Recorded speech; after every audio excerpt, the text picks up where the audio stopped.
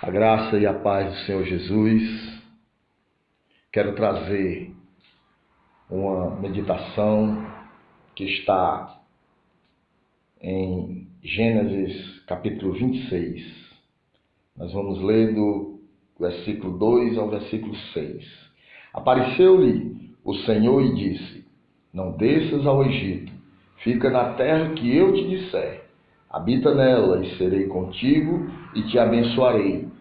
Porque a ti e à tua descendência darei todas estas terras e confirmarei o juramento que fiz a Abraão, teu pai. Multiplicarei a tua descendência como as estrelas dos céus e lhe darei todas estas terras. Na tua descendência serão abençoadas todas as nações da terra, porque Abraão obedeceu a minha palavra e guardou os meus mandamentos, os meus preceitos, os meus estatutos e as minhas leis. Isaque, pois, ficou em Gerar.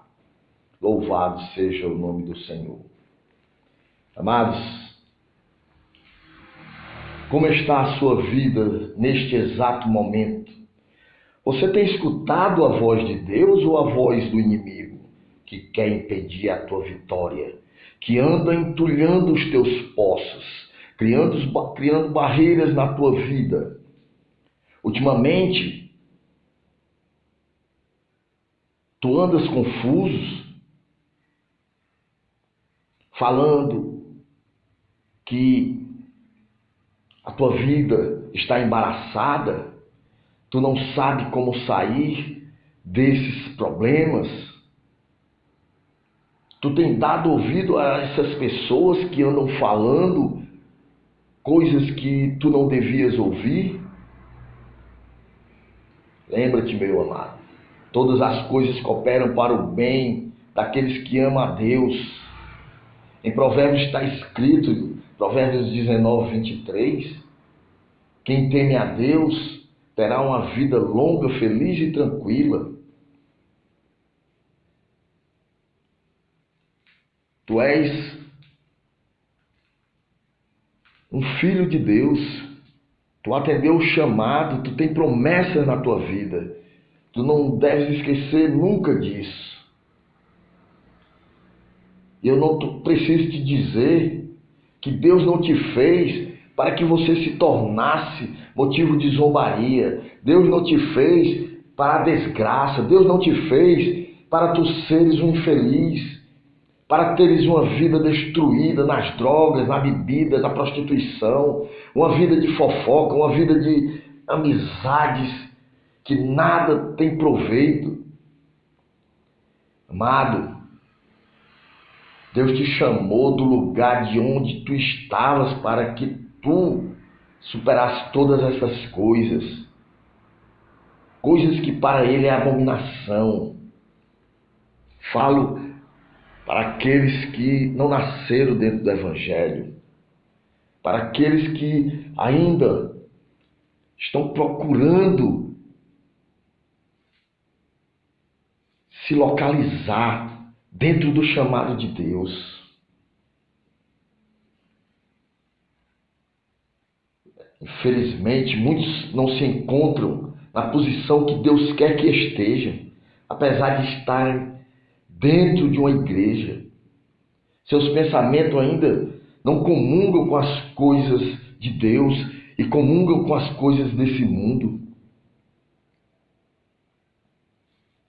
Gênesis que li, Isaque e seu povo se encontrava em uma grande fome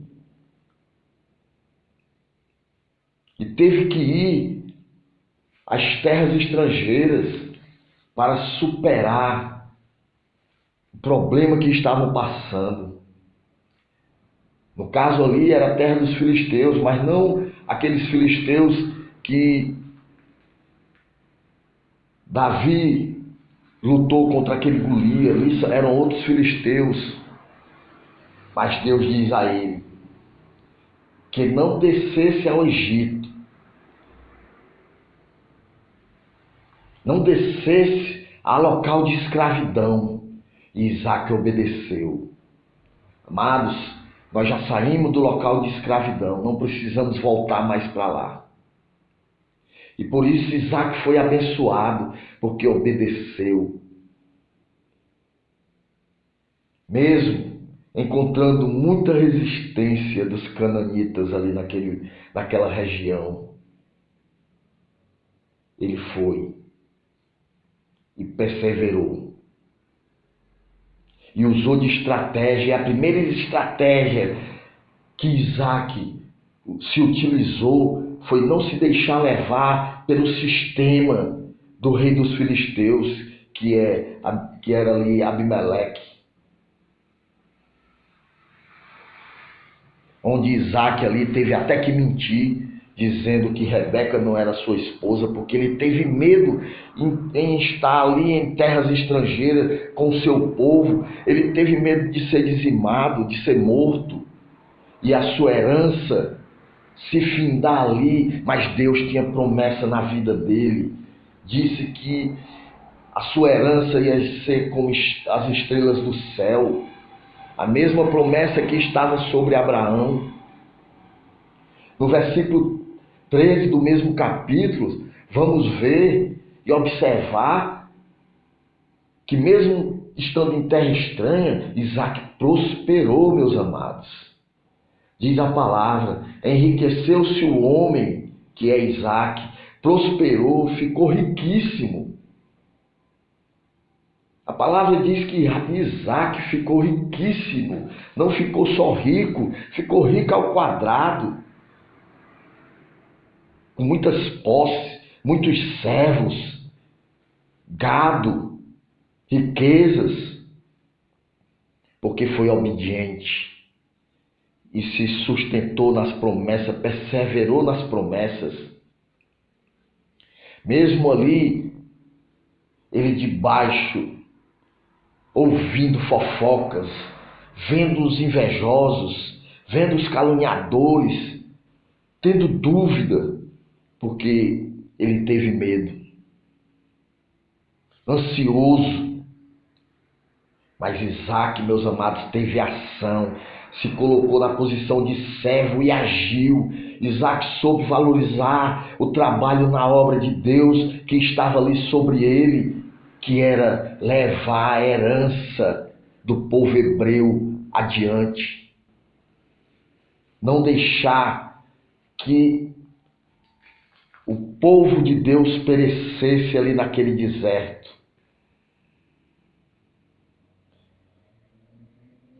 Ele tinha a missão, Deus tinha dado a missão a ele. Deus, amados, te deu uma missão também. Nós temos uma missão de não perecer no meio do caminho, porque Deus não se agrada daquele que retrocede. E você vai deixar a sua herança perecer por causa das fofocas, das intrigas, da inveja? Se alguém vier entulhar o teu poço, busca forças e começa a cavar outro. Cava outro.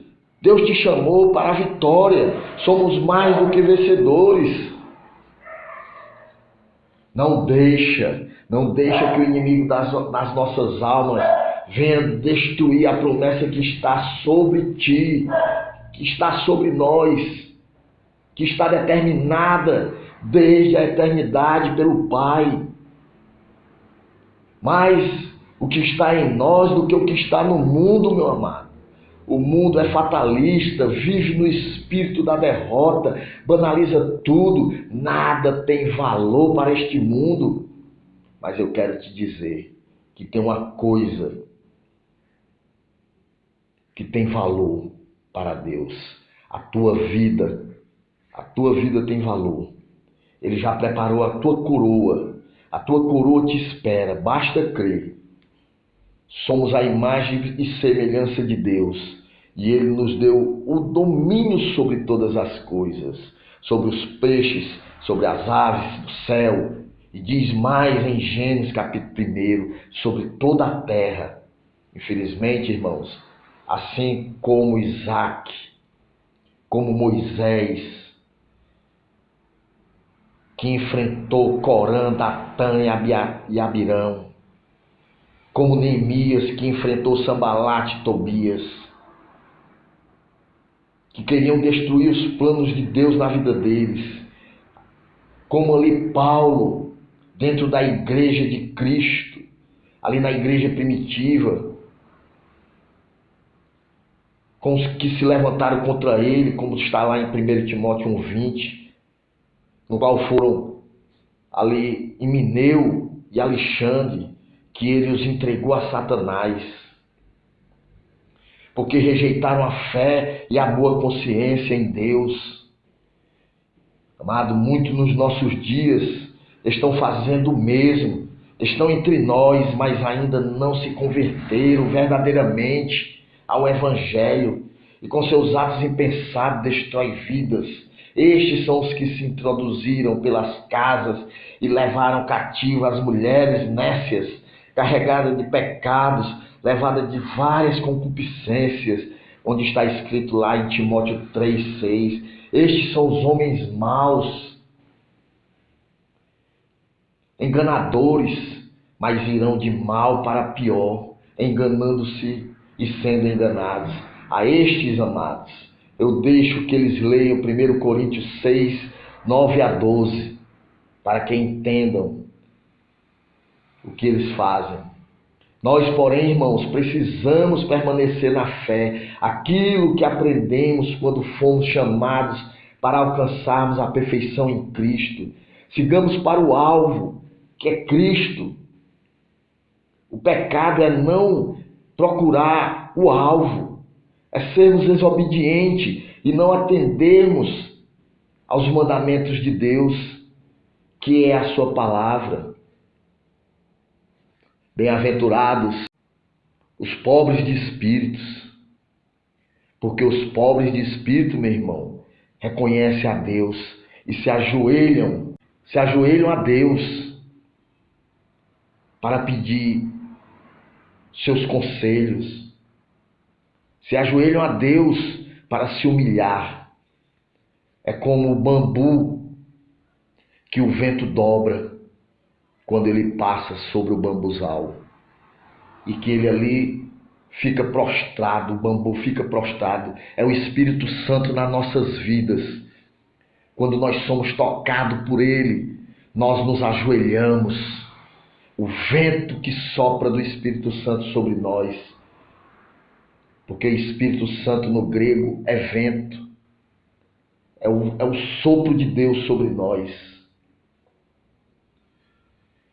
E não procurar o alvo, que é Cristo, é sermos desobedientes e não atendermos aos mandamentos de Deus, que é a sua palavra, como eu já falei, que são labaredas de fogo que descem do céu, cortando os céus, como fala a palavra. Então, meu irmão, permanece nas promessas de Cristo. Não deixa, não te aparte dela, mas te aparta do mal. Submetam-se a Deus, resista ao diabo e ele fugirá de vocês. Resistir ao diabo e ele fugirá de vós. É o que está escrito. E que Deus nos abençoe com as suas doces consolações, com suas ricas bênçãos, sejam sobre nós, hoje e para todo sempre. Amém. Louvado seja o nome do Senhor.